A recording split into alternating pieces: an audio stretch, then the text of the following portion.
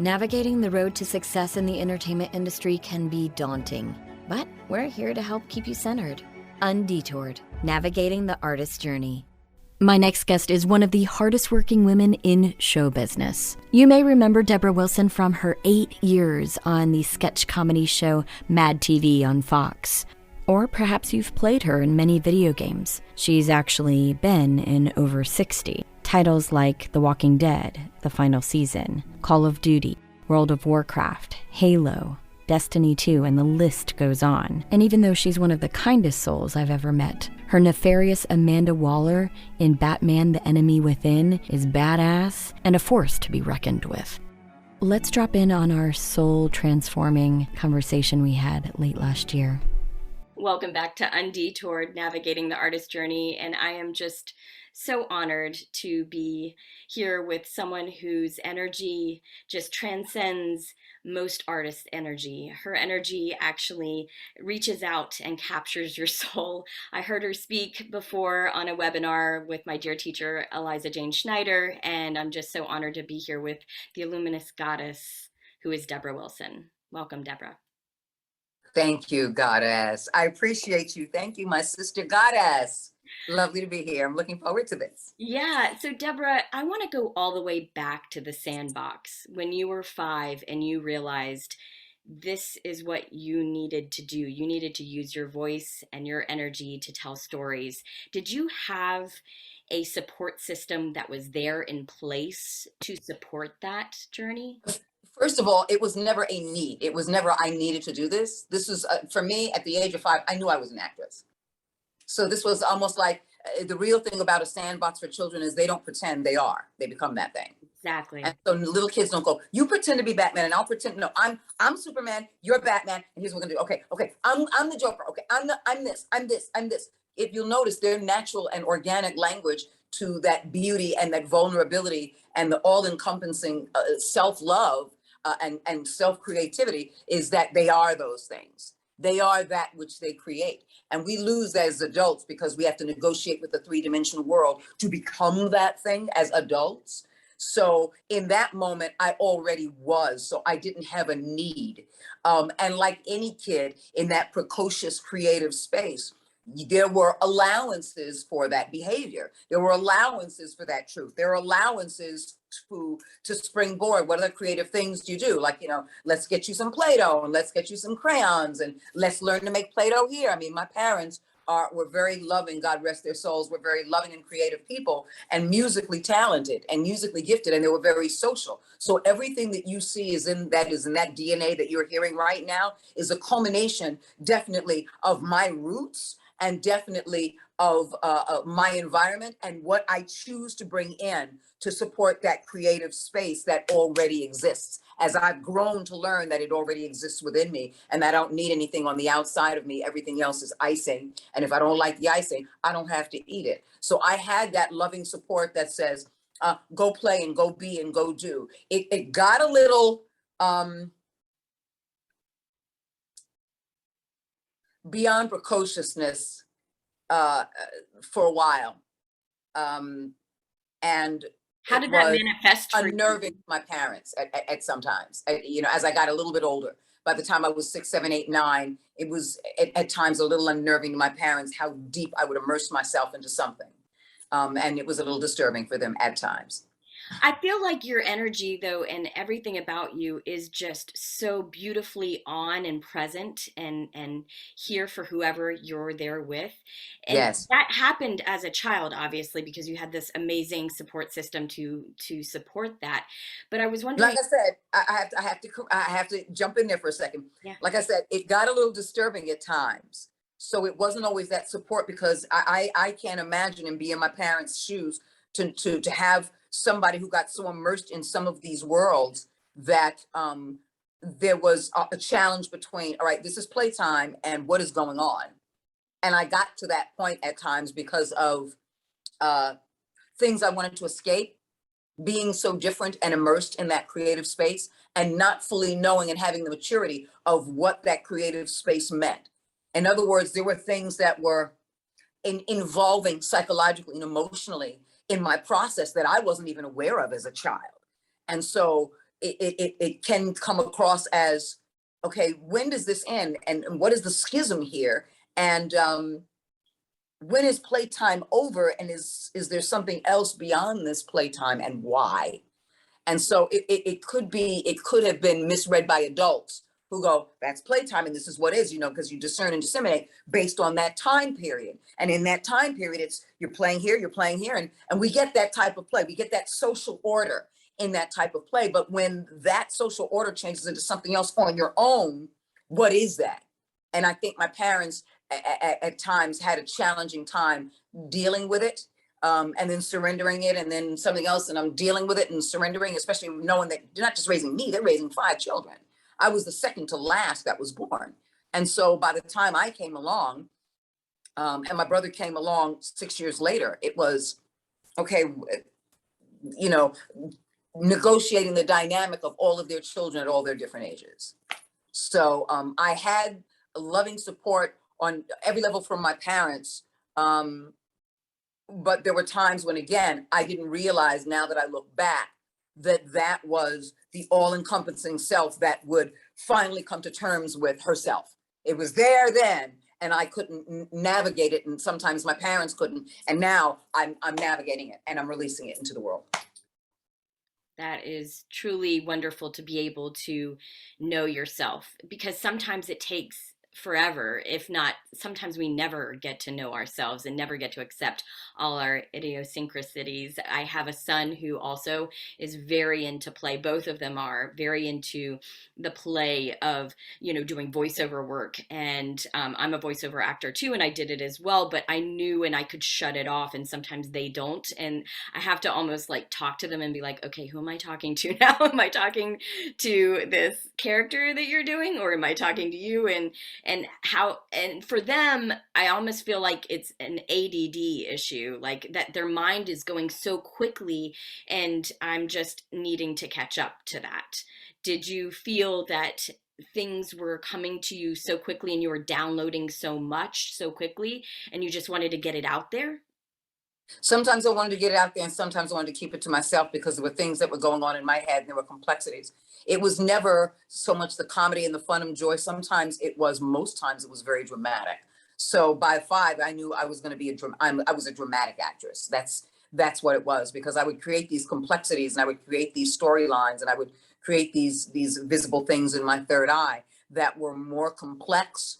And I don't know if those were spiritual downloads, if those were psychological downloads, if those were psychic downloads. That's what I was going to ask you. Life downloads, but those downloads were very, very clear, and they were more adult themed than they were child themed.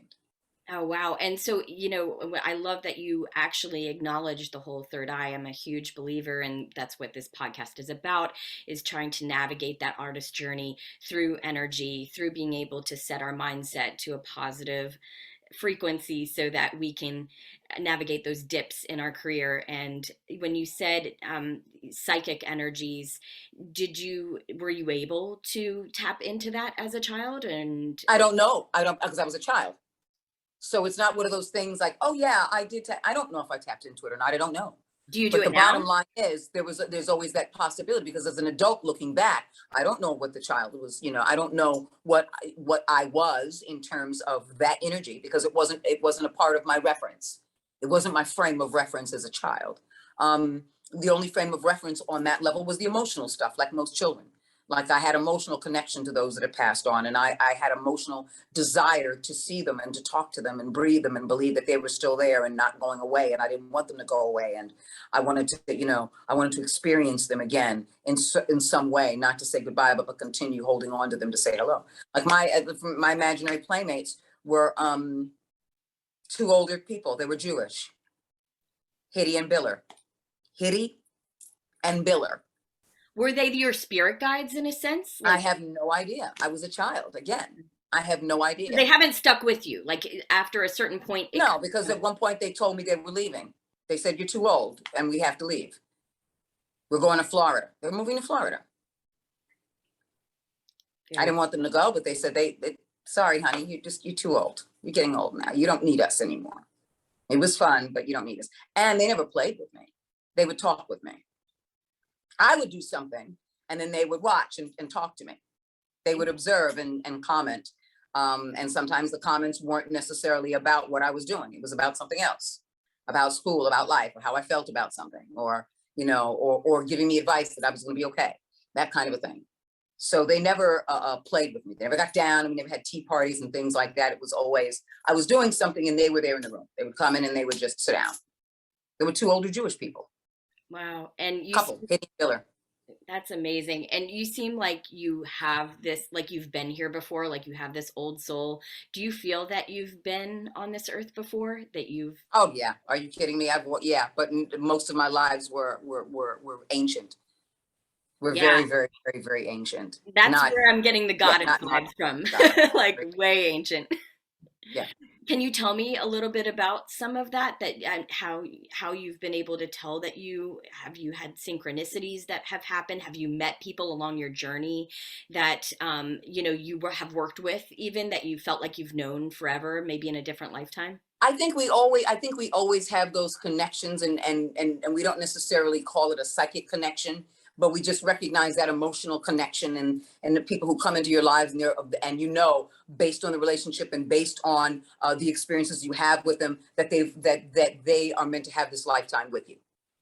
You know, there's only one person that I can think of very specifically that I knew that I had a lifetime with. And the moment I connected with him, I knew that I loved him. I knew that I was meant to take care of him in this lifetime. And that was Artie Lang from Mad TV. Oh, We wow. met in New York. He was from New York and I was from the New York area. And we had our first audition together in New York. And then we had our next audition in LA. And the first time I met him, and it was instant. And then we went our ways. And then LA happened.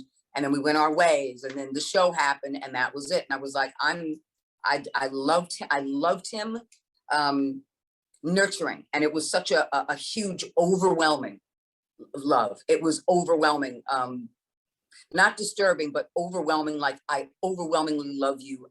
I'm here for you. Well, I'm it's supposed to take care unconditional. of you. I love you. And I said again. It's unconditional love.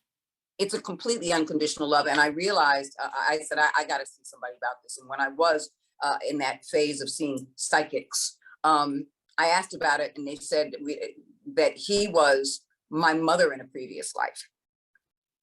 And I'm coming back to take care of him, which is how the sketch, My White Mama, was created.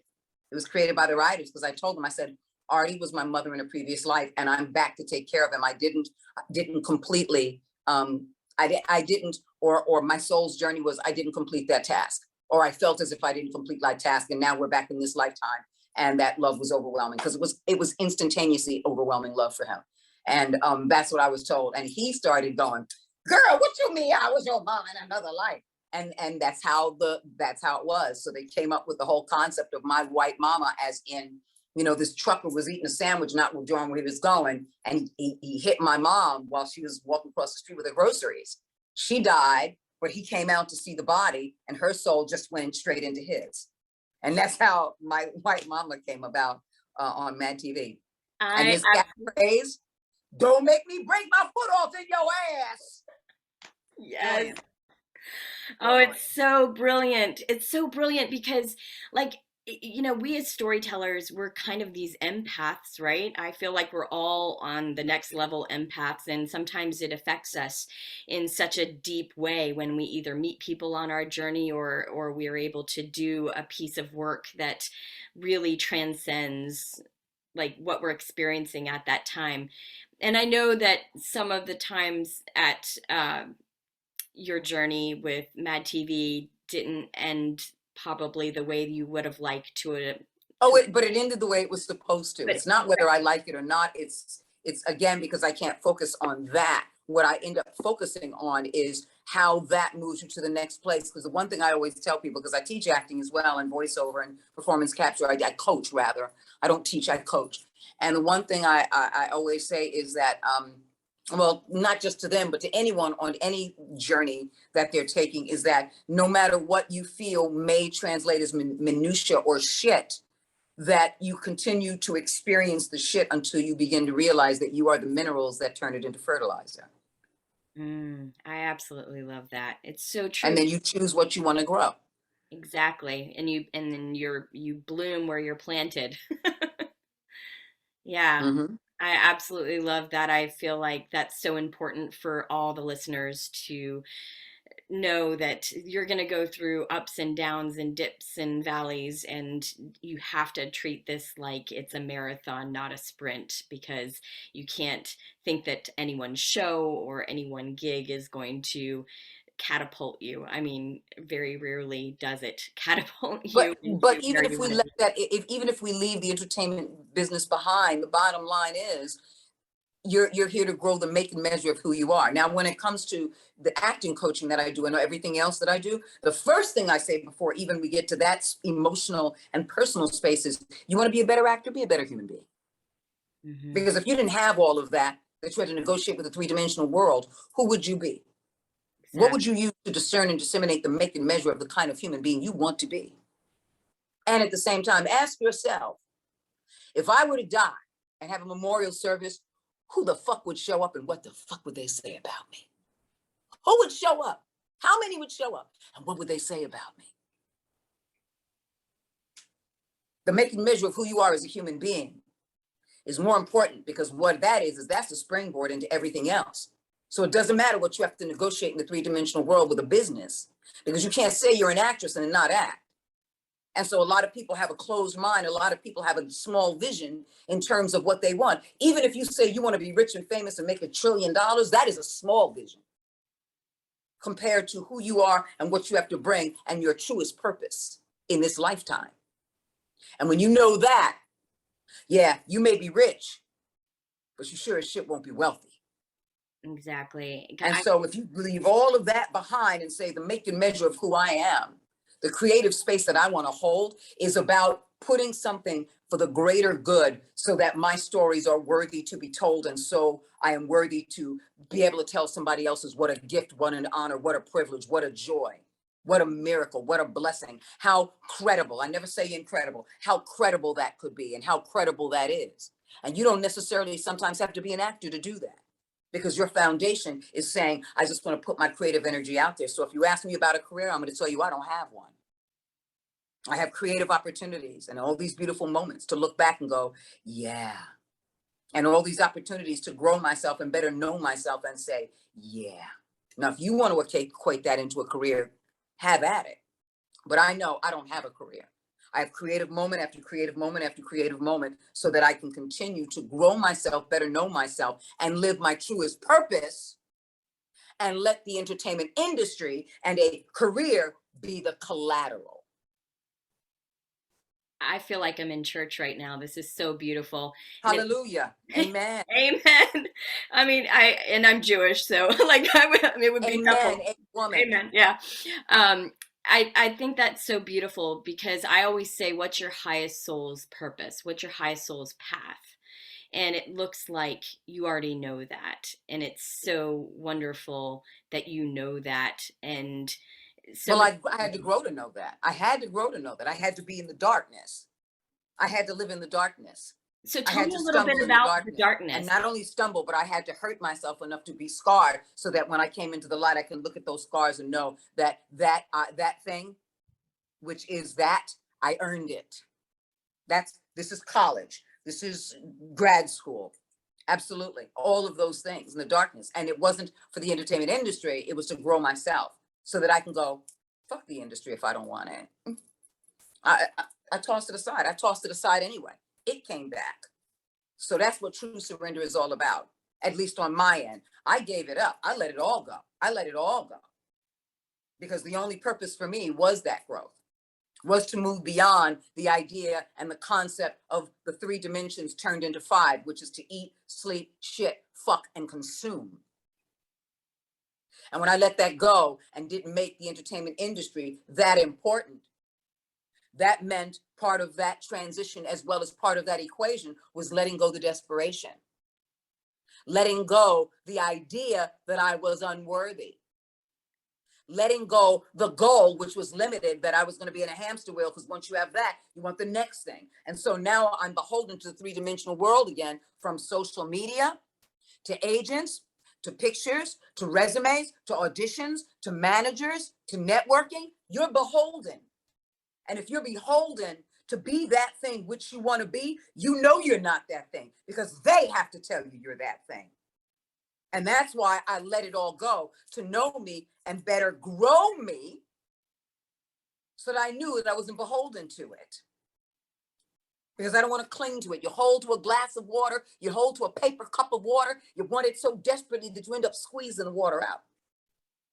So the thing you wanted to do, the purpose that was greater for you in that moment, goes away. Because you weren't interested in holding it. You were interested in the desperation of not letting it go. And there's a difference between the two. And so when I let go and knew the difference between the two, I can surrender it because the joy that I have is the joy that I am. And that's when everything started to come back. That's when I went to my agent and said, I'm going to have a conversation with you. I'm not going to work a lot, but you have other people that will. And the work that comes in, people are going to ask for me.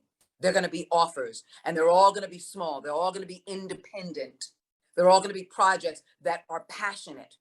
They're not going to bring a lot of money, but people will come to me over and over again because they say you want you. And for me, it was about being able to precede my energy before I walk in the room. My energy precedes me before I walk in the room. And because of that, as that stuff started to come back in, I started growing my humility, my gratitude, my joy, knowing that this wasn't going to last. So let me bring myself to the table. And in that humility, I want to be your storyteller. I'm a storyteller for your work, your truth, your light. I want to bring that to light because whatever I'm supposed to bring to me is already there. My light is there. Now my light has to shine bright to shine it on everybody else's. So people go, EA Games and Star Wars Jedi Fallen Order. Oh, wow. And Rocksteady and wow, on this game and this game and this game and Bungie and all the, that's my responsibility. I already know I shine. And so if you're asking me to tell your story, I don't want you at that point just to hear me because I'm not a voiceover artist. I want you to feel me as the passionate human being that is here to make sure your story is told with fullness and allness and grace and power and passion and excitement and truth and authenticity. Because every time that happens, I get a chance to live why my existence is so powerful and palpable to me. And it just so happens that the collateral is I do it in the entertainment industry. The collateral is that I do it in voice work. But if those things didn't exist, I still do. And I don't have to negotiate with that world to do it.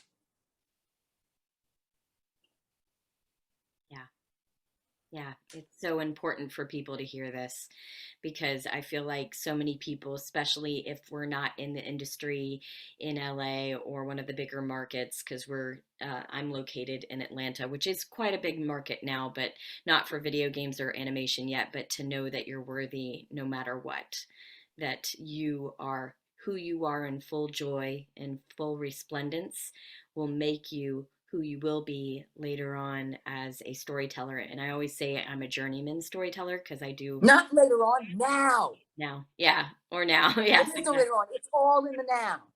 Time is a construct, not later on, now. That's true. Because now. you might not have now. later on. Because every time that you know this, you've got to tell yourself, here's why. Here's why I am. Here's why, in the now. There is no tomorrow. It doesn't exist. Nope.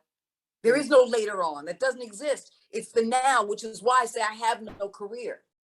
Because once you make that confinement, you have to look at where you were. Well, everybody else is paying attention to what's down there that you ain't get yet. Where you're going. What are you doing? What's next? See, with that confinement, you are now giving other people permission to go, so what are you working on? What are you doing next? Oh, I hate what's coming up for you? It's the worst. That's the worst question ever. And the best question, if you turn it into something that works for you, to remind yourself and put you back in the mind, remind again and again and again of your wholeness, of your fullness, of your breadth and your depth, of your creativity, of your compassion, of your truth, of your beauty, of your you. That's why you are beautiful.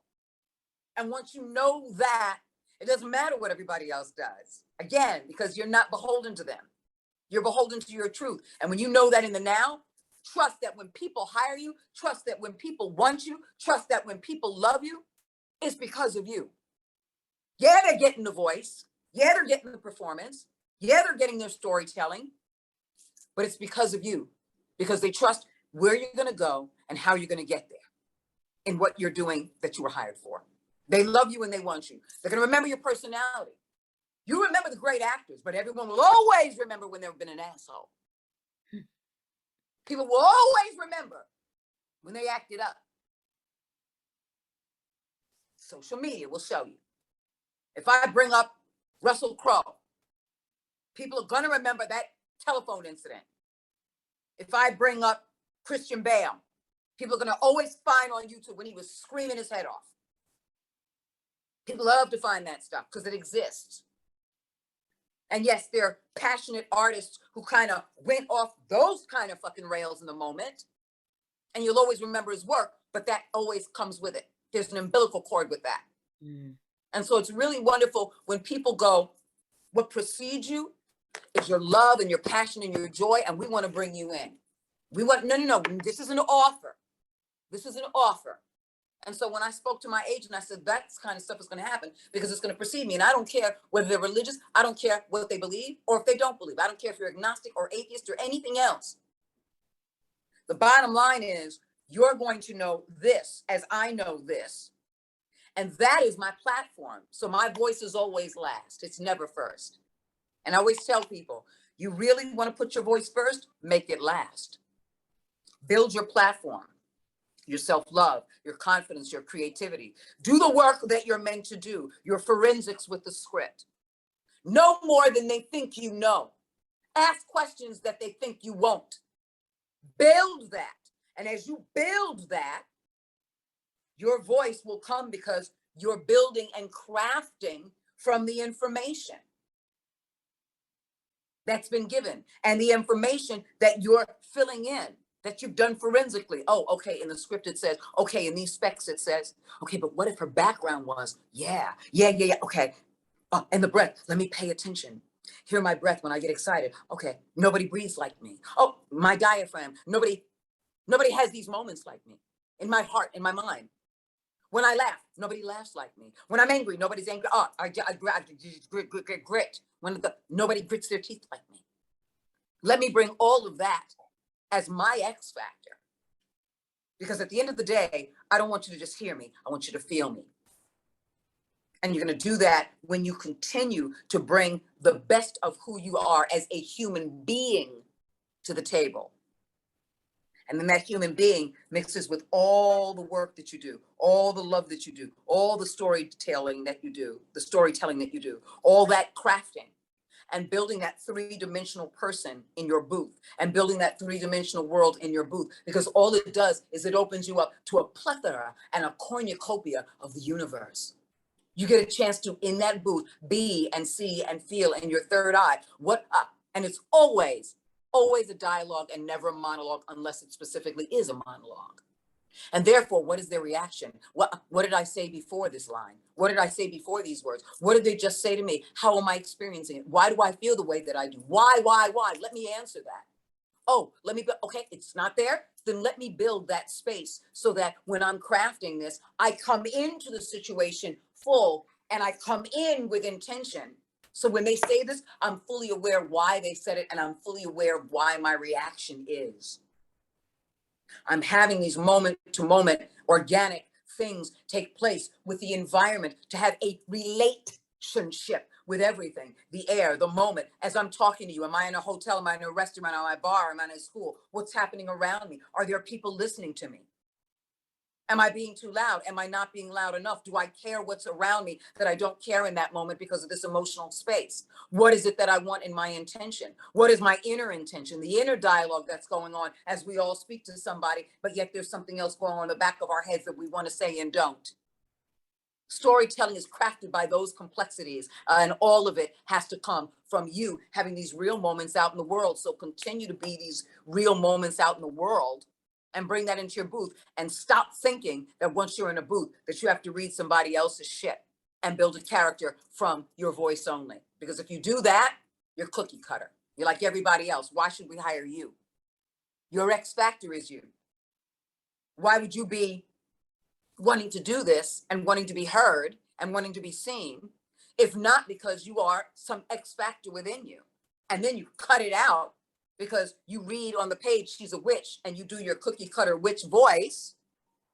And meanwhile, casting and everybody else is hearing the cookie cutter witch voice. Why should I listen to yours when each audition maybe is 3 minutes? I cut you off at 30 seconds.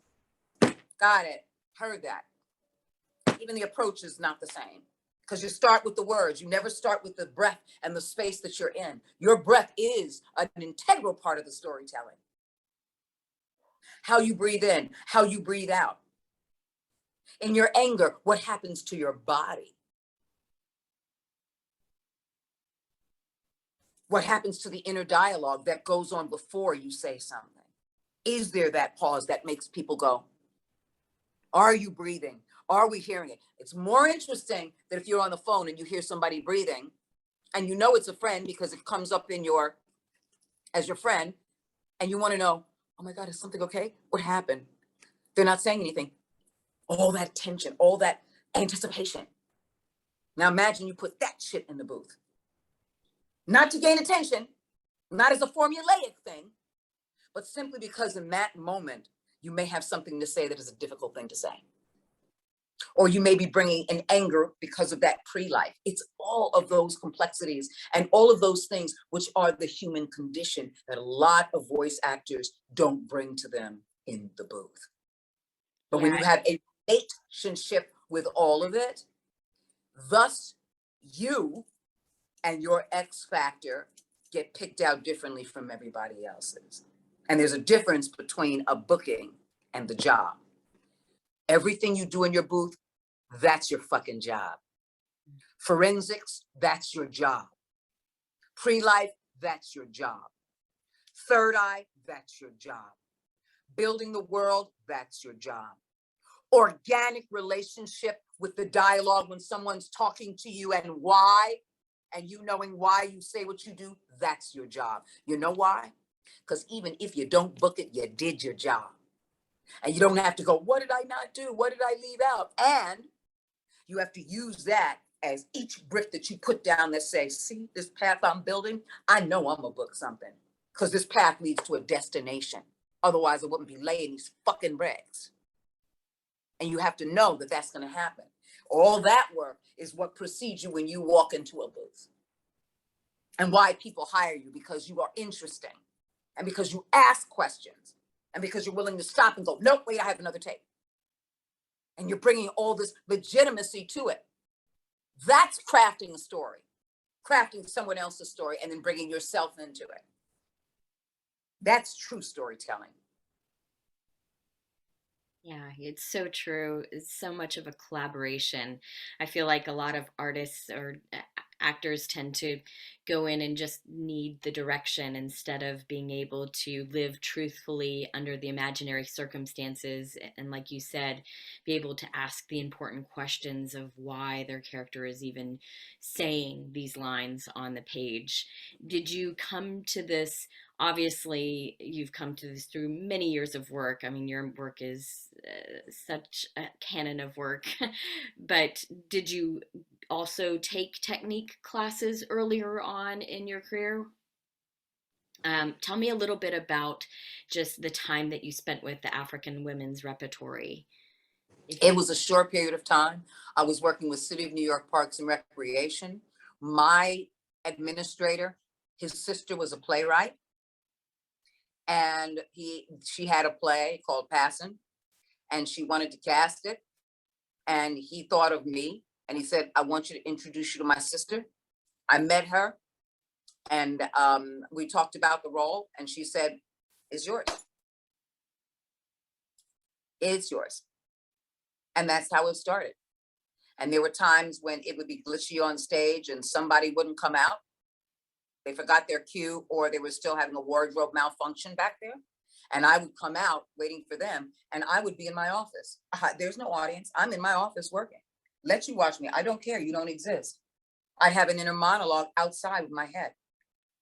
I'd fill the space. I was the space. I was in the space and was the safe space at the same time. I'd have a monologue going on that was in my head that was now coming out about how I felt about this work, this job, this my life. The person who was about to come out on stage who was an employee, how I felt about her, what I wanted to say to her, but maybe I should keep it in. And I would have that conversation out loud, stream of consciousness. And then she would come in. And then the scene would not begin, it would continue. And it would up my motivation. It would up everything that was going on. That moment, because that was the pre-life that I brought to the stage. I did one play with them and only one. One play with them and only one, because I was working for City of New York and Parks and Recreation. And to me, that was fine. When I was in high school, I went to the High School of Performing Arts in Manhattan. And so all of my training came from there. And when I left it, I was like, that's pretend. That's pretend. I'm not going to be a struggling artist. I got bills to pay, because I had been working from the age of 14. And so my foundation was work. I loved making money because that made me feel like an adult. And so I started paying bills in the house. I started buying my own stuff. I never asked my parents for money again after that, other than, again, college, getting some money and some loans, which I paid back. It was working for me. And it was such a powerful space to be in that I ended up leaving school, because I realized I was absorbing information only to forget it, because it wasn't applicable to this growth. It wasn't applicable to my life. I was doing everything but school. So I left. My parents were very disappointed, but I said, you know what? I'm in the space of education. My soul is in the space of education. I know they didn't overstand that at the time, but I was in a space of education. I was in a space of education, and I was carrying a lot of baggage with me from my childhood. I was dragging it along and then finding a way to make it easier to carry, but never putting it down. Mm. And I honestly didn't put it down until 2012, when I was already established out here after Mad TV was even over. I didn't put my baggage down. I didn't really find that ascension space where it was a full centered awareness until 2012. What happened in 2012? What was the catalyst? 2012 was, let's see, I wasn't working a lot on camera, because all my background is on camera work. Right. Sketch comedy, improv, Mad TV. By the time I came to LA, Mad TV was my third series. I had 2 series back in New York, and a bunch of commercials that I did where I was the spokesperson. So I made good money. Mm-hmm. And so for me, coming out here, trying to negotiate and navigate my way through being on this show, which found me in New York while I was still working for City of New York Parks and Recreation, was a lot to handle, and a reality that I didn't believe I deserved, and still holding on to childhood emotional and psychological trauma, and then navigating how to hold it all, but never navigating how to let it go. I didn't have the tools to let it go, but but I didn't have the tools to let it go. I didn't allow myself the tools to let it go. I had them. I didn't know that I did. I didn't know that they existed for me and within me. So I was negotiating how to handle all my baggage and then present a facade by saying, okay, well, I'll make them all into a backpack. Just put them on my back. I'll do this, but I won't stand up straight. And so negotiating all of that to the point where finally it hit a head, because again, I had a career, and now I was a wife, and now I was a homeowner. And so finally I got to the point where all of those things were crumbling. It's like now it wasn't even holding like heavy duty rocks. It was holding sand with no water. Because, when you're making a sandcastle with water, you're not going anywhere until you put it down, and then you shape it. There's a certain amount of control to that. But I was holding sand from a beach that was dry, and my fingers are never going to get close enough to hold it all. So I was outrunning my bills, trying to catch up to a career, and try to hold on to a failing marriage in a home I couldn't afford.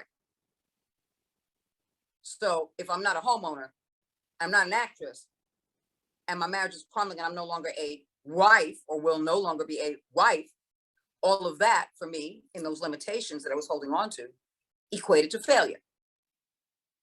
So I hold on to the title of failure, but then I got sick. I stopped eating, I stopped drinking, I stopped going outside. I isolated and insulated. I was physically ill all the time.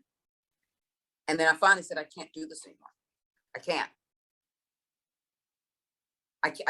This treadmill psychologically, I'm not running it physically, but I might as well be running it physically because everything about me is exhausted. My life is exhausted. It creates disease within the body when that stress comes in. It is, and it was a disease. Mm-hmm. And so I had a conversation with God. I said, fix it, change it. Tell me what I need to do and I'll do it. Tell me what I need to do and I'll do it. I mean, literally, like, point me in a direction, turn my head this way, put my hand there, do it. You tell me what to do and I'll do it. And God said, forgiveness.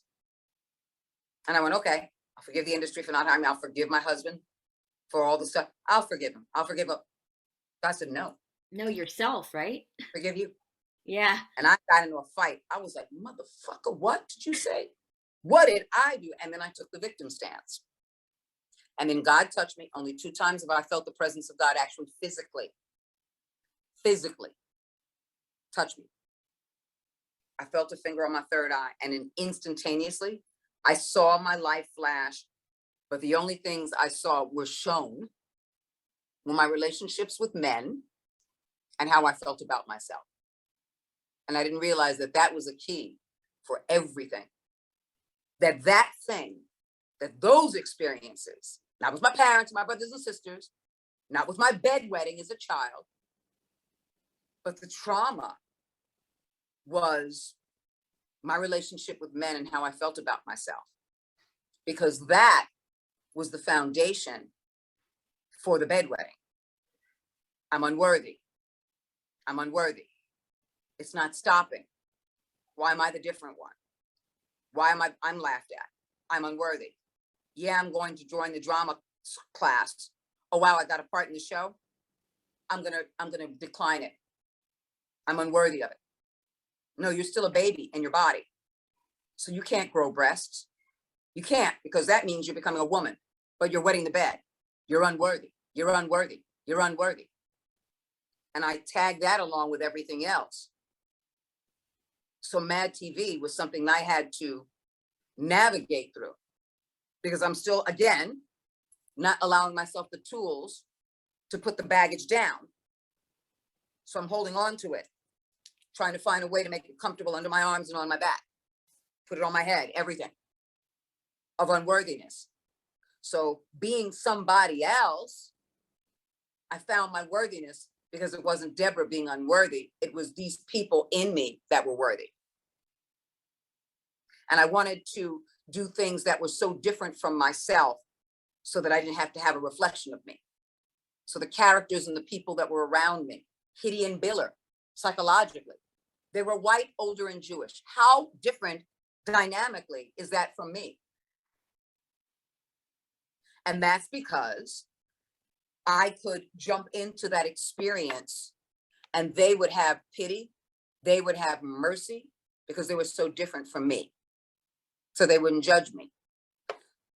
When I started watching character actors and becoming obsessed with television, it was all character actors who were villains, murderers, serial killers. Why? Because there was something psychologically and emotionally wrong with them, like me. So I related to them. And then I had compassion for them when I couldn't have compassion for myself because they were a mirror image of me, but at the same time, different from me. And so I became psychologically involved in these characters. I had to be the only 14-year-old at the time. And I was now no longer bedridden, but not far from that at the time, who had a subscription to Psychology Today. I became fascinated with the human drama, fascinated with the brain, the mind, fascinated with the pain and the sorrow and the sadness and the suffering that made people like John Wayne Gacy and Ed Gein. And so Richard Ramirez, where they were cold and calculating and dead on the inside, that was beaten out of them and taken from them, and then reinforced by their isolation. And so I became fascinated with that. And as I continued to move through the experience and let everything go, and God said, let it all go. Let it all go. All these things that you're holding on to now, I have to release the burden. Because that moment was the defining moment in releasing it all. So which meant the collateral stuff had to be released as well. And once that was released, I said, I get it. I know the truth of me. Now I just have to go live the truth of me. And that's where I collaborated with God, and God collaborated with me and said, okay, now we're magnetized. Follow me, listen to me, grow your spiritual philosophy and yourself, your individual journey of me, your individual journey with Yehoshua, the rabbi. And as you do this, you'll get to know the make and measure of who you are. And as I see you, you will see others as I see you. And you will see others as you see yourself. You'll know that reflection. Your third eye will be open to it. And you will know the true meaning and the true activation of Namaste. And as you do that, you don't have to hold on to that other stuff. The material world will come and go, because that's the stuff you don't have to negotiate anymore. Because what you have, that's where the wealth comes into play.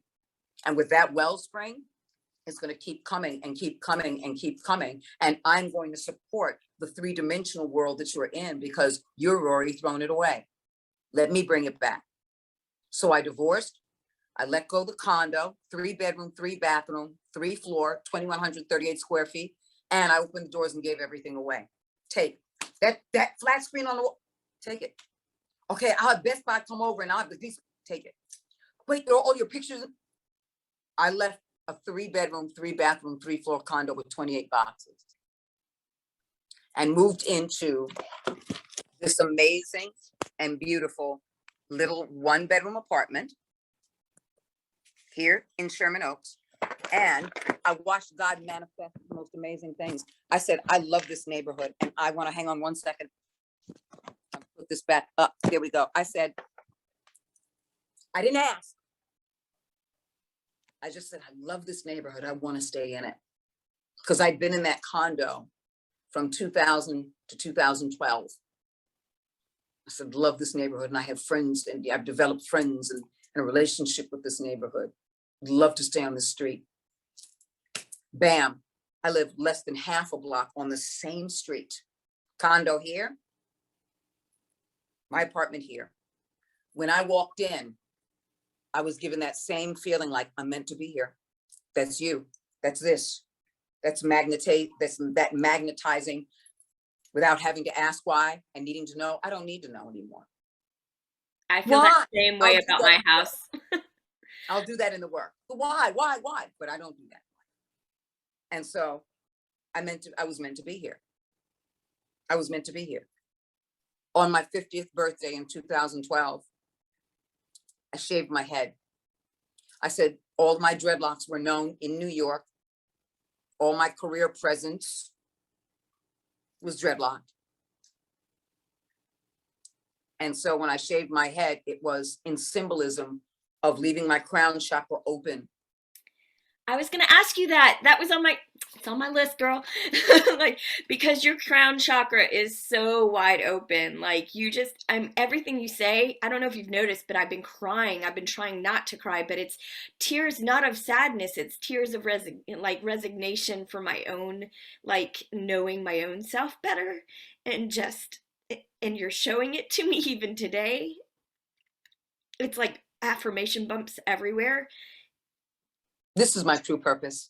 This moment, yeah, with you, goddess, this is my true purpose. People get a chance to see that, but this is my true purpose. So again, whenever I was saying that if something is collateral, You calling me here to do this was the collateral. You and you're my true purpose. God always reveals, always, never a time when that doesn't happen. I feel the same This way. moment with you is my true purpose. So voiceover was the stepping stone to get to this moment with you. You're the true purpose. People get a chance to witness the true purpose. That is us. That is you. So you may be interviewing me, but let everyone who is going to see this and experience this know that this is the true purpose, and each and every one of us will have it from someone or something. Absolutely. It will not be denied in your life, so that you can reinforce and reinvigorate and remember. And I don't mean remember as in the opposite of forget. I mean remember as in reattach. Yes. Because when you dismember, you take a piece of you from the whole. If you dismember your head is off your body. But to remember is to reattach yourself to the whole over and over again. So thank you for remembering and attaching yourself to the whole. So those tears, like when a baby is born, signifies life. You're experiencing it all, and it's overwhelming to know the possibility, the potential, the truth, the passion, everything that is you in your heart and your mind and your soul. You get a chance to know that someone validates you, and you get a chance to know that someone loves you. And every space that I own in this world is a reflection of you. Every feeling, every thought, everything that I ever went through, all of it, I get a chance to be the minerals to turn it into fertilizer and put it on a platform and celebrate it so that everyone else knows that they're not alone. And this just happens to be the platform, the voiceover stuff, which I said I can toss away. Right. But the only reason God keeps bringing it to me is get to moments like this. That's why all that stuff doesn't matter. None of it matters. Like, just no, it's just the joy in the moment of the celebration, because the residual effect is the joy, the passion, the thing. That's the fuel that takes you to the next space. That's the passion that takes you to the next space. Those games that I did are gone and over with. But the next space, the energy and the fuel of that is in this moment where I'm out of that fuel, but I'm in this space, and you refuel me. You refuel me. You. The interview is a circumstance of you refueling me to get me to get to this place so that I can move into the next space. And that's what we do with each other, for each other, because we fucking are each other. Yes, all is love and love is one. I feel like every one of us are so interconnected, and I feel like we are getting to that now, especially with the pandemic. I feel like the pandemic was a reason for uniting so many different people together in such an interesting way that we would have never had the journey to do before. Like I would have never had on my journey to have the feeling in my mind that I needed to do a podcast. It just wasn't something. I'm a storyteller. I do a lot of different forms of storytelling, but I never thought that my voice was worthy enough to be heard in this type of platform. And I feel like the pandemic kind of recalibrated where we are as a human race, like that we have to connect like this more often. We have to take moments like this to realize that it's not about the work. It's not about this movie that you did or this voiceover or this, show that you're doing, but it's about sharing our experience and how to lift each other up. Because that's what God put us on this earth for, is to lift one another up and to let people not feel alone in this world. And that's why I feel like we have one of the most noble professions on earth, because we can be on screen, or we could be in a game, or we can lend our voice to something, and people won't feel alone. If they're going through something, they're going to see that mirrored back to But every profession can be that. It's only a mindset. Whatever you focus on increases. There is no subset. It's not one of the most noble professions. It could be also one of the most tragic professions to someone who was abused in it. You feel me? True. And so it's not about the profession, it's about you. It's a circumstance that's throwawayable, in other words, because it's not really a profession. It isn't. We label things, but those labelings now, we are beholden to the limitation of those labelings, as opposed to the you that came to this planet because God says you are worthy. God says you are beautiful. What are you going to be? Because when God created plants and life and everything else like this, it was, look how they flourish. They don't even have to ask why they are. They just flourish. Exactly. And so as we come to just continue to flourish, it is great joy to God's eye to simply flourish, to have a relationship and a relationship to something greater than ourselves. Because everything that is limited by those things doesn't allow a greater relationship with ourselves, because it has a limited relationship with ourselves based on a circumstance of something else in the world. Yeah, And let condition. that go. It's conditional. Yeah, it's so conditional. It's so conditional because you're never going to get to that feeling. It's always going to be something more like, oh, now that I have this, now I want something more. And you're never going to get to that. If you choose to be beholden to it, yes. Right, if you're beholden to it. That's right. That's right. And do you take time to meditate? Do you meditate at all? I'm always in meditation mode. Let me tell you something. Everyone is always in meditation mode. Because again, we have a limited idea of what meditation is. We think you have to be alone and you have to be quiet. But I'm meditating all the time because it's my thought, it's my intention, my thought and my intention. And my observation. My observation is my meditation. If I'm walking down the street and I hear birds and I just quiet myself for a minute just to listen, that's my meditation. I love that. I love nature. If I hear children laughter, that's my meditation right there, because I'm like, how amazing that they don't feel the pandemic, that they're just enjoying life, that they're being loved and surrounded, and that they're in a safe space and a safe haven to feel their most reckless abandon, regardless of a fucking pandemic. See, just that thought alone is that meditation. Being able to help somebody, support somebody, and make people feel less invisible. That's a meditation. Just the feeling, idea of want, the desire, the intention. That's meditation. Just breathing, getting in my little car, getting on my motorcycle, going and hearing that road and hearing that moment and slipping between traffic, there's my meditation. If I nearly get in a collision while I'm on my motorcycle and I haven't, and I'm getting angry and upset, I have to go, wait a minute, I'm taking my eyes off of God, which is, if I'm thankful, watch how that changes everything. Watch how that changes my body, my gratitude. Thank you, the thank you instead of the fuck you. All of that is meditation, and you're keeping it with you. The same way we have an inner dialogue or an inner monologue, that's meditation. It's just that, what are you saying in your meditation? Because whatever you focus on increases. That's meditation. So I don't have a limited idea of meditation. I'm always in meditation. I'm always in gratitude mode, which is why these digital and these, not digital, but these divine downloads come so easy for me. They're effortless.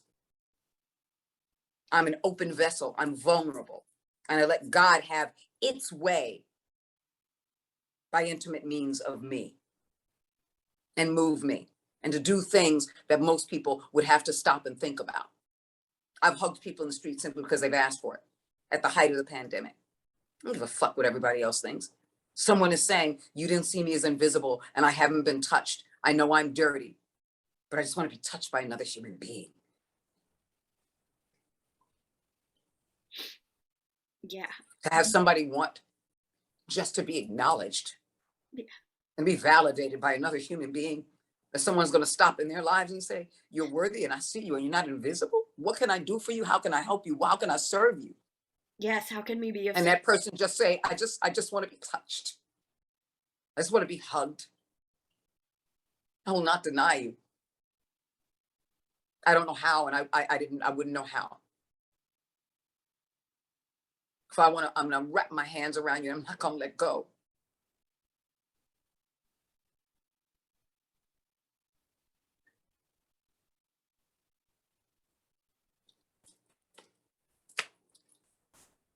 You can't pay me to be in a session and equate that with that moment. no amount of money. And so those are the experiences we meant to have, because we can bring that humility and that humanity back into those other experiences. Absolutely. That's what makes the X factor the X factor. And when you have those experiences and many other experiences that you are choosing and many other experiences that you don't even fucking choose, when you bring that with you in the booth, along with your relationship and your third eye and your asking and your questions and your forensics of the script, that's what separates you from everybody else. And that's why this bitch works all the time. Because people want me. Because I now realize I am worthy. And they don't see just or hear just my voice. They feel my worthiness of it. They know that I'm worthy of this, and they know the work that I put into it, because I know I'm worthy of it. It's your whole essence. It's just your essence. Yeah. That's what makes the voice. I always tell people, you want to put your voice over first, you want to put your voice first, make your voice last. It's something in the Bible, and I don't read the Bible, I'm not a Christian. You know, he who puts his, I don't know, but it has to do with being the last shall be first. And I know what that means now, but I don't know what it means because I read the Bible and I study the Bible. I don't. I'm not a Christian.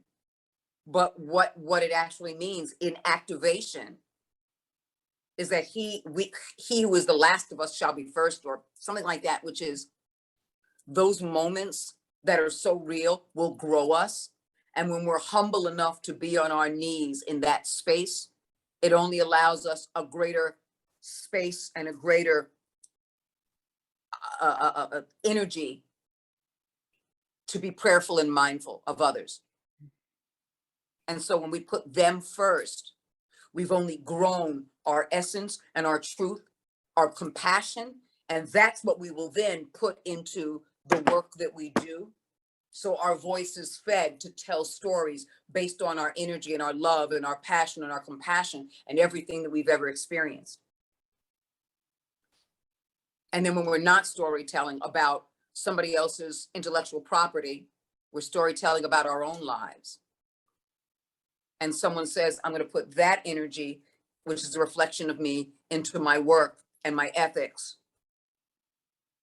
and my humility and my gratitude, so that when I come into the booth, I'm also bringing my X factor, which is me, an emotional and spiritual space that is me, my loving space, which is me, my joyous space, which is me.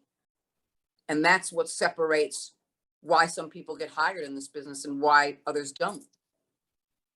Because we hear it in your voice, because we hear it in your voice, not because you're in a booth, but because we hear your truth when you're just talking to someone on the street, and we feel you. Because undoubtedly, when I'm coaching, I don't want to just hear you. I want to feel you. I want to feel you. And the amazing choices that you make based on you. Because when you're not making choices and you're on the nose based on a character spec that you were too lazy to do any grounded, dimensional, layered complexity work to, I turn it off because I don't hear you. Yeah. I don't hear you. And I'll tell you, I don't hear you. Because every time you create something, and then when I go back into it to hear your storytelling, your voice is always like this. It's always like this. It doesn't do anything different. The scene changed, but it's always like this. And I say, and I'll tell you, and I'll say, listen to it. There's no musicality, because you didn't, I don't know who you are. I know what you read and what you did, but I don't know who you are, because you are so not aware how amazing and magnificent you are in your own life. And you didn't bring your storytelling with you. You thought, no, professionally, my personal life is my personal life. And it's different from what I do in the booth. I said, that's why you don't have an X factor. That's why you didn't bring it with you. People say it's not personal, it's business. No, it is. It's a personal business. Because I choose to be here. I'm not compelled. I don't have to do this. I choose to be here. So every time you get that feeling like, I need to do that. No, you don't need to do that. You really want to do that. But you have to know why you want to do that. You have to know why you really want to do that. And you have to know what you want to bring to the table. Because if it is just about the money and the fame, then basically you're saying, this insecurity that I had, I'm trying to compensate for this. The desire that I saw on YouTube that someone else had, I want to compensate for that. how these people got rich and famous from being nobodies.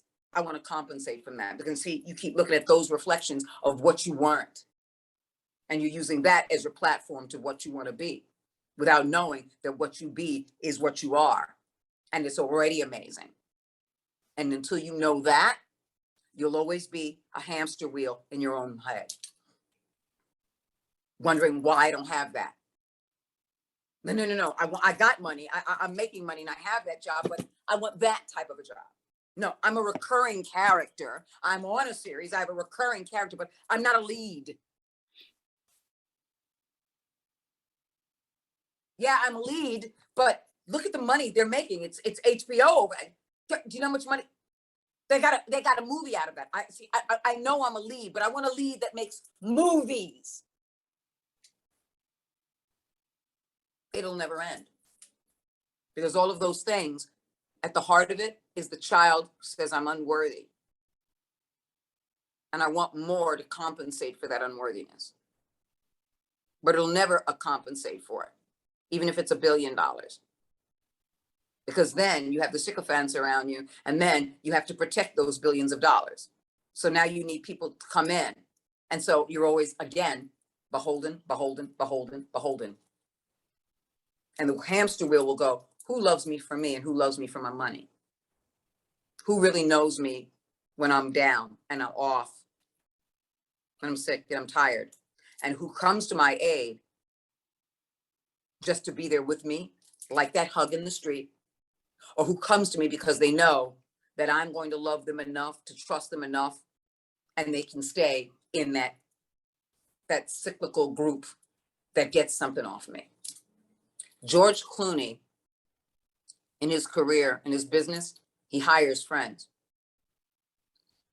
And he doesn't care whether you're in the entertainment industry or not. He brings you in because he likes to keep his friends close. Not because they're the yes mans, but because he knows them and they know him.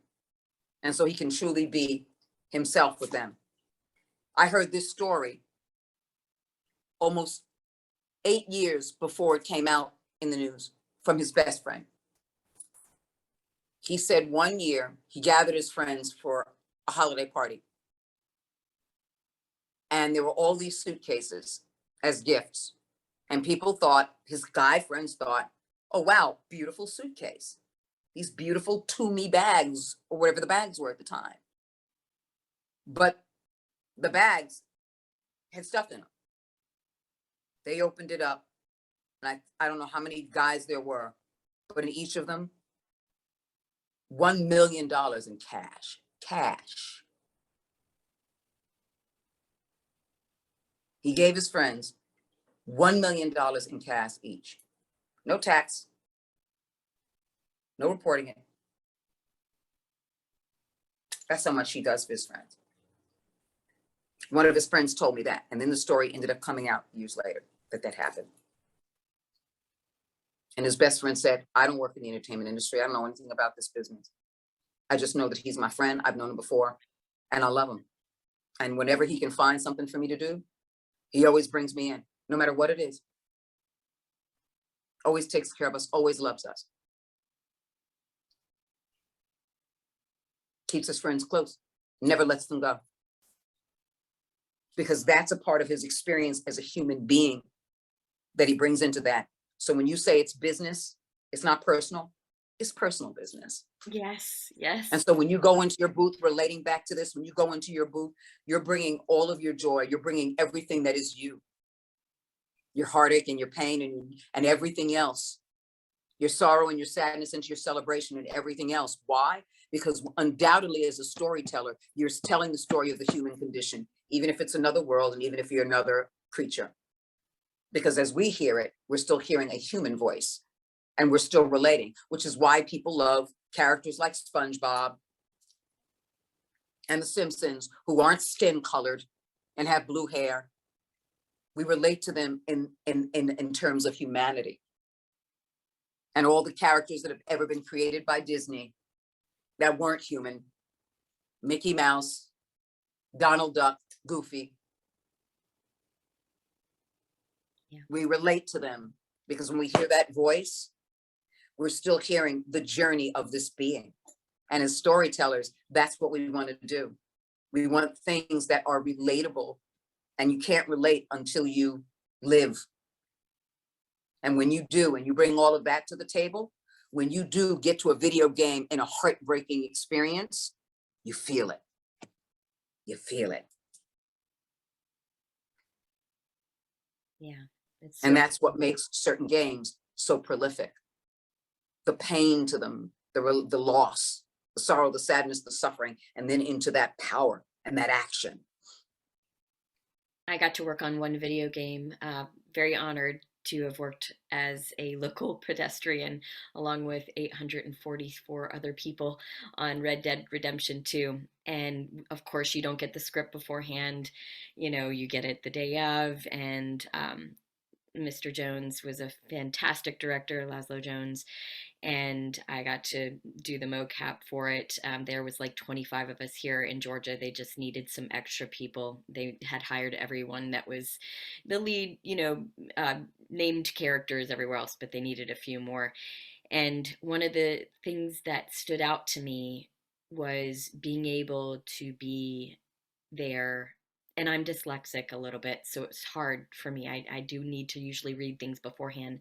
But because I was so in gratitude and so in joy, things flowed for me like they never had flowed before. I had no flubs. I was like letter perfect, and I was able to emote and fully live within the imaginary circumstances around me because I saw them. I knew I was at a campfire. I knew, that I had to find my dad. Now I can't find myself in the game at all. I don't know where I am in it, but I felt so good. It was such a beautiful feeling to come out of that booth and just live fully. Just be there and live fully in that moment. It's just having another experience. And Yeah. if you don't equate that to imaginary world, but to another reality, you're having an experience from dimension to dimension. How magical. Yeah, I was crying afterwards. I mean, I held it in until after I left because I didn't want Laszlo Jones to think I was crazy. But I was No like, one will think you were crazy. Trust me. but yeah, because it was just so beautiful. Like, I mean, and it was sad and heart-wrenching. I mean, I definitely had to do the efforts of, being killed and all the things that go along with that, as are pretty taxing on the body, mind, and soul, and just releasing that. So I sat in my car afterwards and I was like, thank you, God, for this experience. Please, God, let me have this experience again to be, in this full emotion. It was so beautiful. Mama, I am so with you. Not too long ago, I was doing ADR for an actual feature film, live action. It's a film that has not come out yet, and it's called Lakewood, and it stars Naomi Watts. And I have a character in this, which is over the phone. And it's pretty intense. And so the director hired people, fired people, hired people, fired people, hired looping groups. Let's record again. Let's record again. And it had been a challenge. And so he was so micromanaging, meticulous with what he wanted. And so I auditioned. I booked it. And he wasn't in the studio, but he was on Zoom. And there were, it was a dance of telling the story and telling the story the way he wanted it. It's like, would you like fries with that? Would you like me to supersize it? Do you need extra napkins? And so that is my relationship with him as I build this person and have a pre-life, because it's not a voiceover for me. So I'm watching Naomi Watts on screen, and I'm having this relationship. And as I do, I'm building that intensity, and I'm building the relationship with her and the relationship with my son and the relationship on those levels. And I'm holding them in my gut. I'm holding them in my diaphragm. And at one point he goes, "Are you okay?" And I'm like, yeah, come on, because let's do this. Yeah, I'm fine. And I need to hold them. And at the end of the session, I just released it all and I burst down crying. And he overstood, because he overstood my overwhelming desire to tell this story and the things that I wanted to bring to the table. And doing that dance with the director, I was told before I went in, he's hard to work with. He's overwhelming. He knows what he wants. He micromanages these experiences. I found him to be delightful and meticulous and thoughtful and incisive. So all those things that people said that he might be, I don't know if my experience and their experiences were equal, but I know the experience I chose to have and the experience I was having equated differently. So he may have said the same thing the same way to somebody else, and in their vision it was, he is this thing.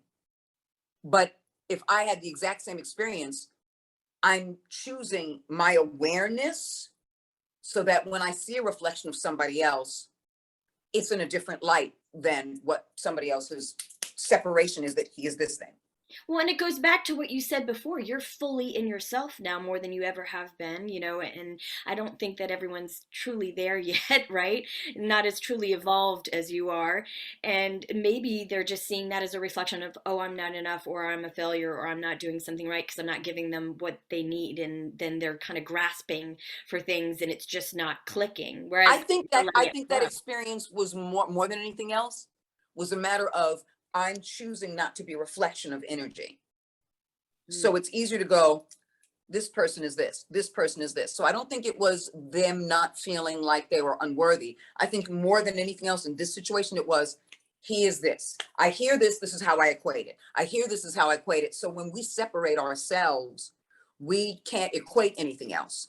It's almost like if you live a certain way and I ask what you want, what's 1 + 1, you might say 3. And you might validate that and recognize that. And so if it's incorrect, that's not on you, that's on that other person, the person who asked. And so you use that as your awareness, your self-awareness, to say that person is incorrect. They asked me, I gave them the answer, and they said I was wrong. No, they're wrong. So they need to go back and do their math. Because in your world, 1 and 1 = 3. Who am I to tell you that you're wrong? That's your world. I didn't step into your world. You feel me? Yeah, no, I everybody's didn't step into your perception. being. So who am I to tell you that that's wrong? But at the same time, they didn't step into my world either. You feel me? No, yeah, I totally do. Everyone's perceptions of reality are completely different because we Absolutely. have So he may have different said the lives. same thing to someone else, Mhm. but how I'm perceiving him is based on my foundation. So my foundation is, he's seeking to be the storyteller because he is the director. And he knows what he wants because the story is important and it's powerful and it's palpable and it's real. That's my equation. So I'm now doing all the work while I'm watching Naomi Watts on the phone and I'm having a conversation with her. And the mic just happens to be there. But I'm feeling what she really wants. And so I'm going deeper than what the words are in order to go beep, beep, beep, and record it. So I'm building that. So each take, I'm building that. And I'm holding on to it because, remember, I was used to holding on to the baggage, right? So now I'm using it as a method. Nothing is ever wasted.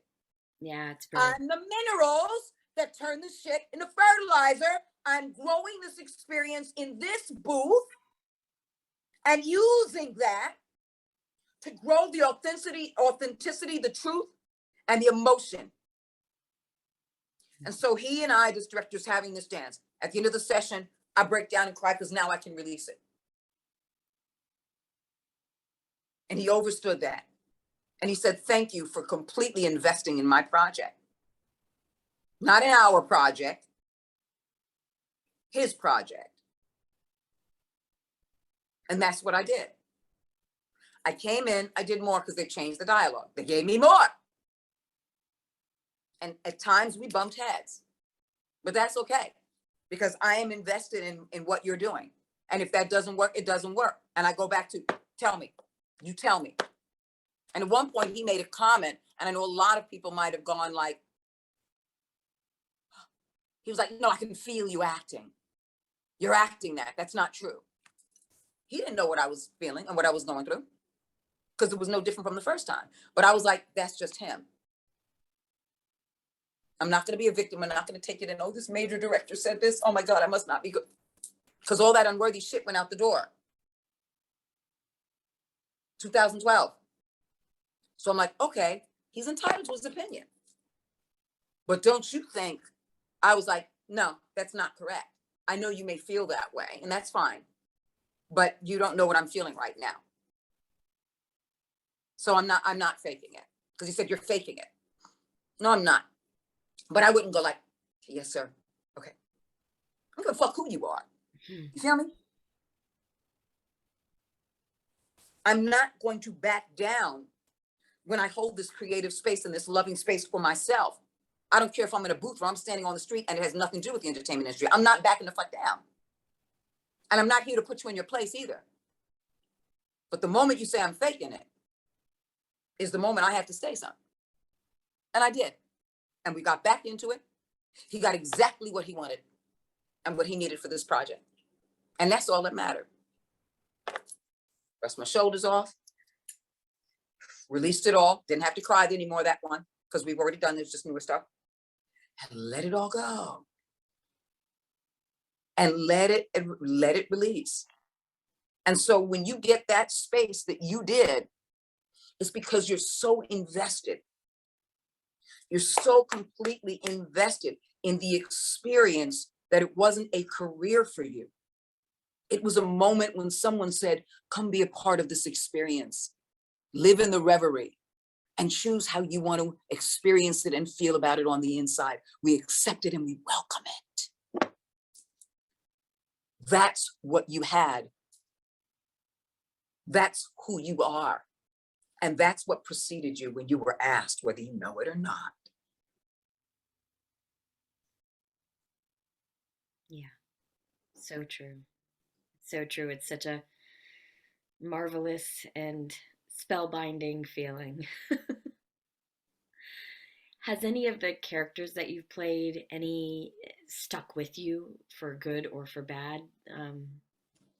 Seer Junda, Star Wars Jedi Fallen Order, so close in Yes, so because I could not separate myself from her and she was never separate from me. And so whenever she was in moments, that vulnerability or that experience was Debra's experience and hers experience. Usually it's like, hey, this is the experience and I'm going to tell this story and I'm going to bring my own personal stuff to it in order to do this. It's like me pulling my spices off. Oh, I know you have spices. I'm going to pull my spices off the shelf to cook with this. And so you go like, boom, great. And it's your meal. You eat it. I like it. It's working for me. Good. Spices. Okay, fine. Your meal. But Seer and I were so connected. And I talked about him in the previous interview. Tom Keegan is a master at being a human being.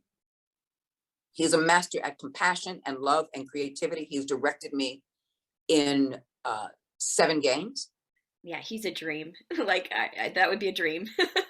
And he's my guru. And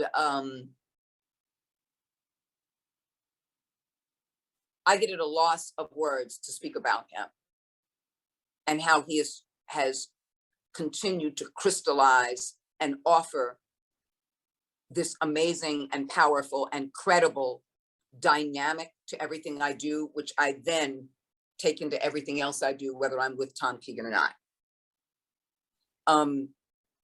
His giving and loving and thoughtful nature and the way he activates his own life.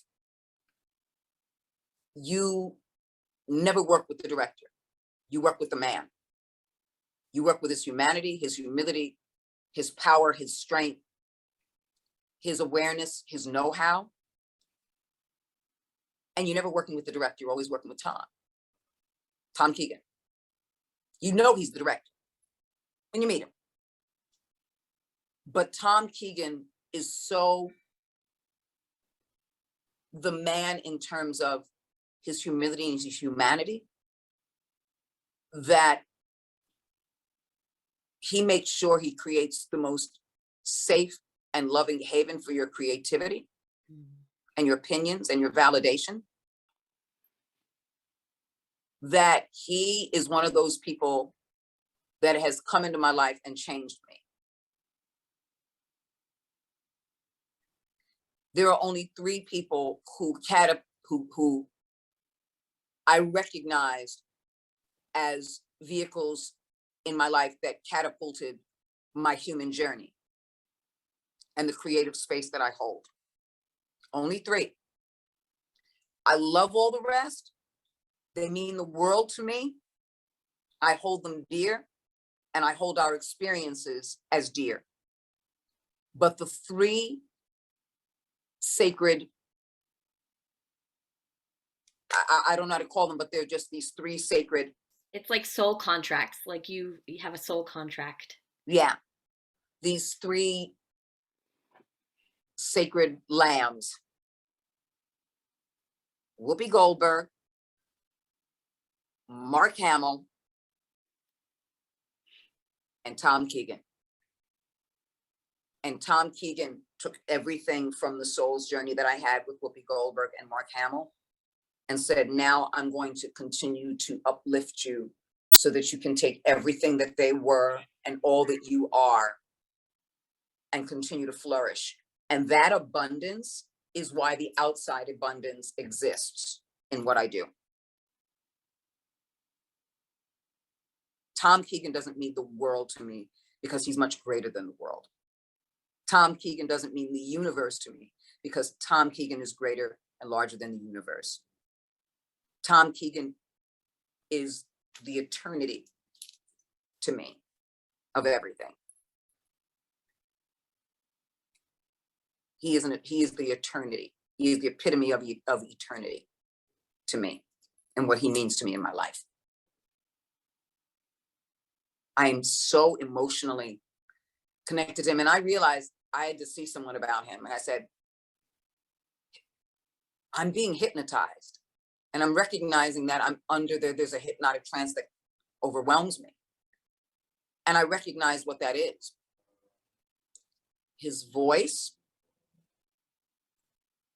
the warm-ups and the vocal exercises that he imparts to each and every one of us as we get together in a large circle, the connection that he imparts to all of us and why we're here as creative beings, and the love he imparts to us before we begin as the individual consciousness that is worthy to be here and to create in this space and is in a safe haven to do so. And then in his direction, his gentle and powerful approach, his comedic and joyful and celebratory approach, and everything that is Tom Keegan that shares with you who he is as a human being, that you get a chance to see a reflection of Tom Keegan in you and you and Tom Keegan, that you can't help like you did, but to be vulnerable enough to do everything that you're meant to do in that space with everyone else. And I love all the directors that I've ever worked with, but Tom Keegan is the only one that's had that type of effect. And when I hear his voice, my body immediately goes. When I see his eyes, I immediately go. And without question and without thought, it emotionally moves me into that space where he lets me go. Every single time. Every single time.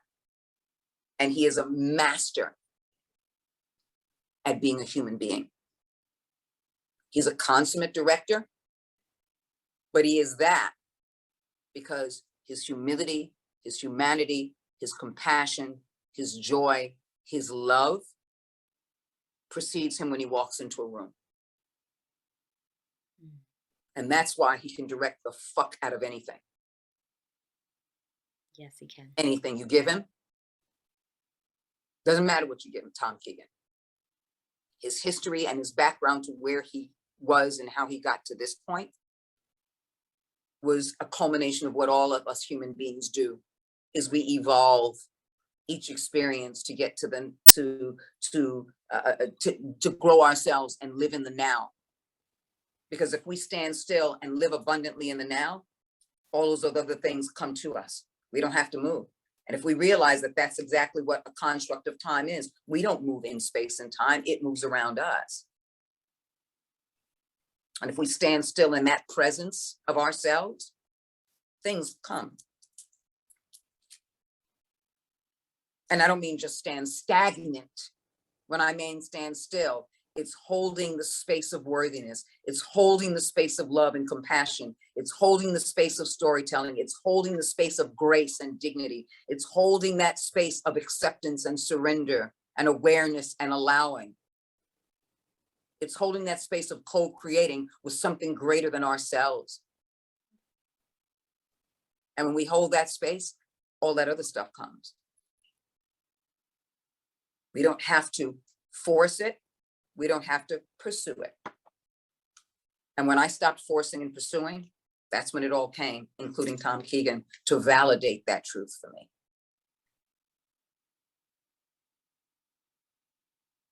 I'm so grateful that we were able to hold this space together for each other, because this has been truly transcending, actually. I'm physically high right now. I am too. Okay, I thought it was just me. I'm like, I feel like I'm buzzed. Like, I'm physically, because now I'm like, I'm paying attention to my body, and you're vibrating on a higher level. Buzzed, yeah.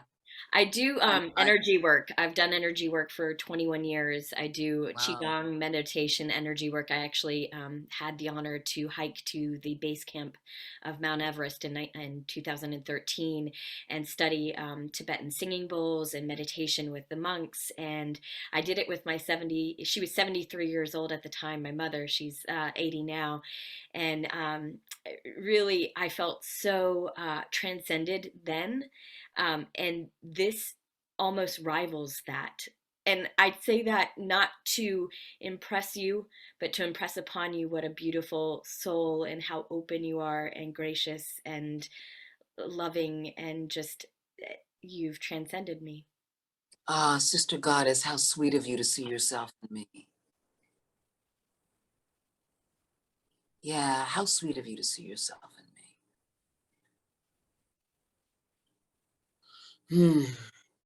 Thank you. Thank you. You don't get to have conversations like this often, do you? I do. Oh, you do? And I'll tell you why. I don't get to, I guess, because the people I surround myself with never go this deep. Like, I'm just blown away by because I just want to love the world as me. I want to love people as me. So I don't hold back as me. And so having these kind of conversations, sometimes it's not initial, but I can't help but be that, which I am. And it triggers people into them greater selves. And I get a chance to really have a conversation with that person who didn't know that I was meant to have a conversation with that person. Because their conversation was about that journey in that space of the words. And the words that have very defined meaning, concrete, solid. But nothing is solid. And so when I come in is this fluidity. I am the water that breaks down that concrete and softens it and it becomes sand again. And then their fluidity comes to the surface. And they give themselves full permission, because I gave myself full permission to be vulnerable and open and tell you things that you least expected. And we're not a part of the initial conversation. And therefore, we take that journey together instead of you stopping and going, I didn't want to go down that path. I had no questions for you today. Not one thing on an agenda. I just wanted to be here with you. because I knew that this would happen with you, because I felt it when we were in that webinar for Eliza Jane Schneider. I knew that somehow you were a soul sister. Somehow I felt connected to you. I know I didn't know you and you didn't know me, but I knew through Joanne that we would connect, because I feel like our journeys are meant to be together. Yes, Sister Goddess. Oh, yes, Sister Goddess.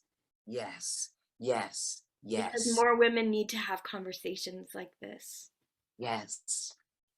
More And people, more human more beings. human beings, not just women, more Yeah, human beings. yeah. I talk this way with my sons, by the way. They're 13. I had a miracle happen, and I was given no chance of having kids. The listeners have heard this story before, but I'll tell you, I was given major two miracle human beings after given 0.0005 chance of ever having children naturally.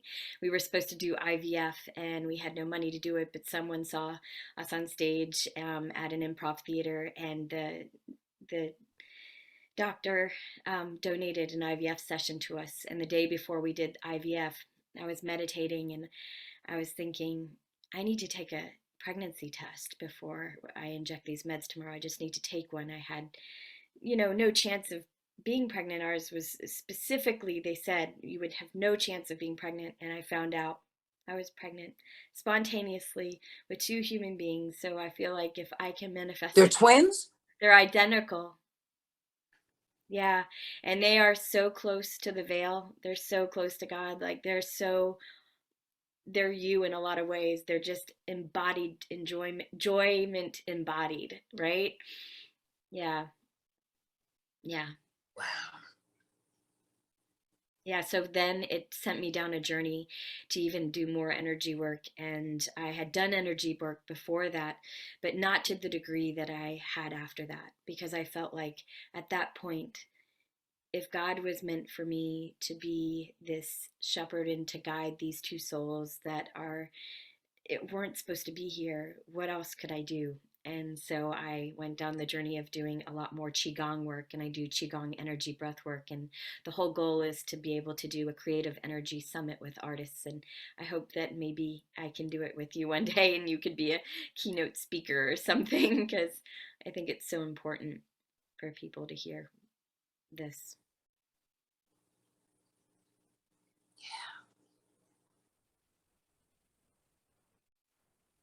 Wow. I almost lost Mm. them at 24 weeks. And I was able to keep them in for 10 and a half more weeks. I meditated, I had a pump in my leg, and I spoke to them every day. And I said, I'll see you in September. I know you probably won't come on your due date. And they came September 10th. So they just turned 13.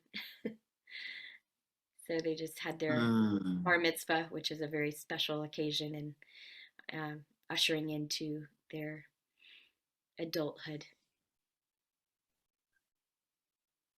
Wow. Never thought I would Mm. have children naturally, but it's a miracle. So we can create miracles all throughout our lives, just being in gratitude and joy. I'm fully aware. And the forgiveness piece was a huge portion for me too. I had to forgive myself and others, and it happened right after that forgiveness piece. I actually went watched Marianne Williamson's Miracles in Modern Day Life. She had a whole thing on forgiveness and how modern day miracles happen. And usually right after that, and also listening, I meditated with the Dalai Lama. His Holiness had come here, and I meditated for 4 hours on my own. No one else wanted to go, so I just like, I'm going to go on my own. I'm going to meditate on my own. And like literally everything fell into place. I got the call from the doctor as I was exiting the gates from the Dalai Lama. The doctor said, I know you don't know me, but I want to offer you this IVF. And then just one thing after another just fell into place, fell into place, fell into place. It's really Because beautiful. you were still, that's where, even if you were moving, you were still, and things come to you. That's how it happens. And people who say they love but they can't forgive, they can't love. Right. You can't have one without the other. There is no Especially, such thing as love without. yeah. Especially the forgiveness of oneself. That's the hardest part. To forgive. But that's where you realize that you are the minerals. That's the whole part of the journey. And no one is void of that, because there is no resurrection without the crucifixion first. Because it's in the crucifixion that you recognize that you are minerals, or that you can you're given the opportunity through the crucifixion to recognize that you are minerals. And it will keep happening. Crucifixion in your life will keep happening until you recognize that the catalyst for the resurrection is love and forgiveness. Yeah. And thus the human being, no matter what journey and whatever choices you make in career, that's part of the minerals that will grow that foundation of what you love to do on the planet.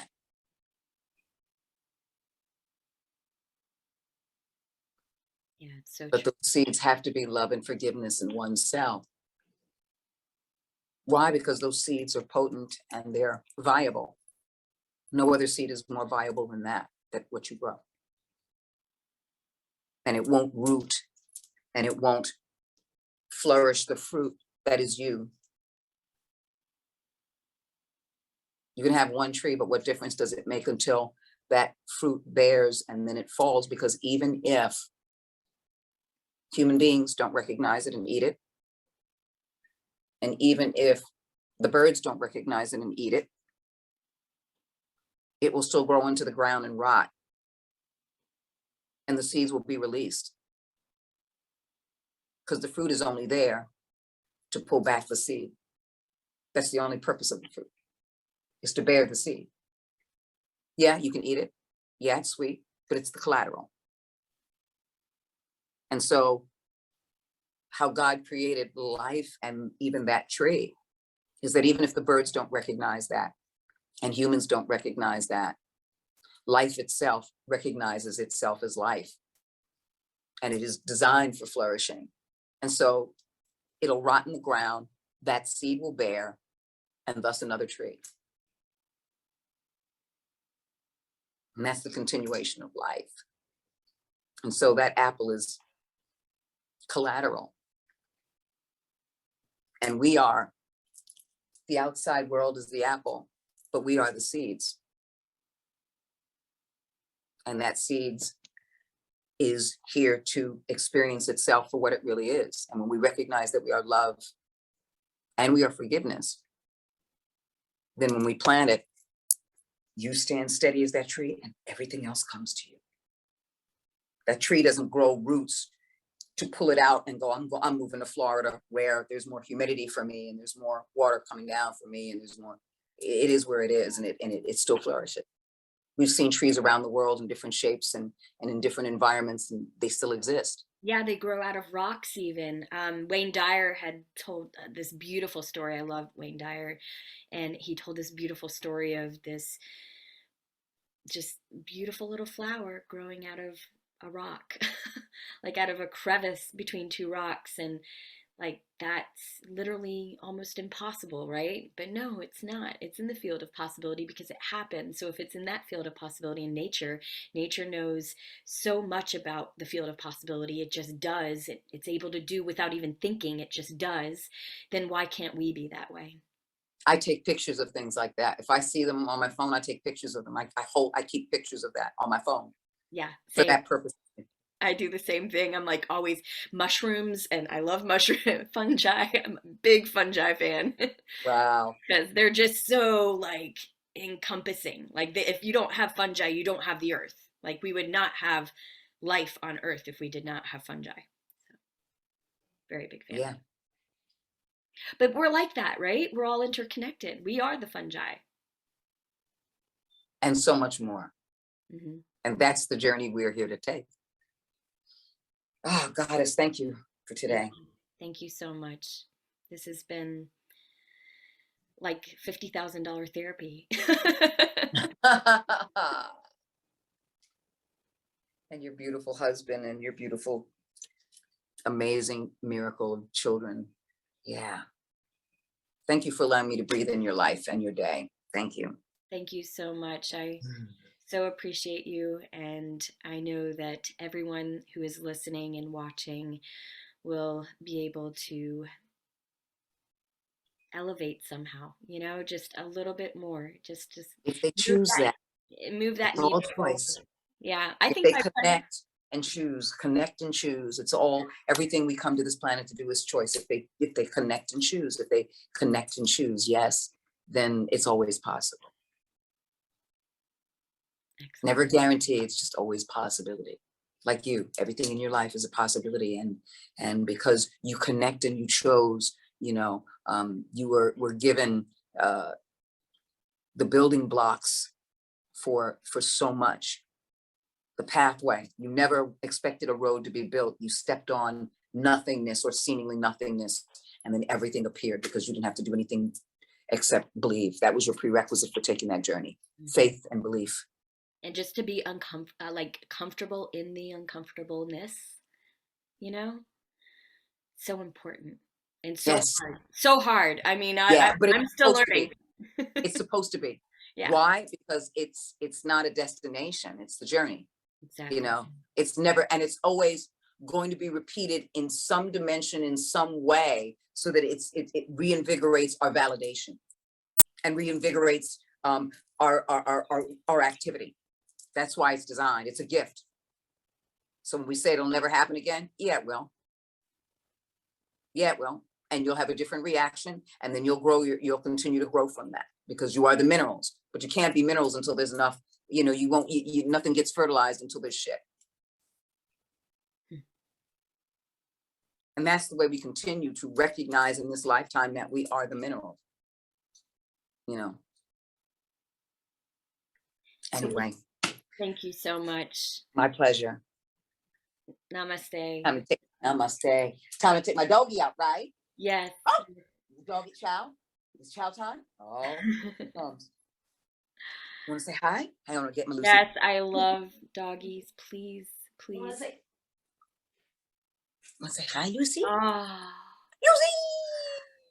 she's precious. Oh my gosh, I had a dog that looked like this, but a little bit larger. His name was Dexter, and she's got the same markings. Yeah. Is she part Doberman or Min Pin Chihuahua? Oh, Min Pin Chihuahua. Okay. Mm-hmm. Excellent. Min Pin Chihuahua, miniature Pin Chihuahua. She's been. The Doberman was bred up from the Min Pin. Oh, really? Yeah, the Doberman wasn't. Min Pins weren't bred down to be Min Pins. The Doberman was bred up from the miniature pinscher. I didn't know in Germany. Yep, right.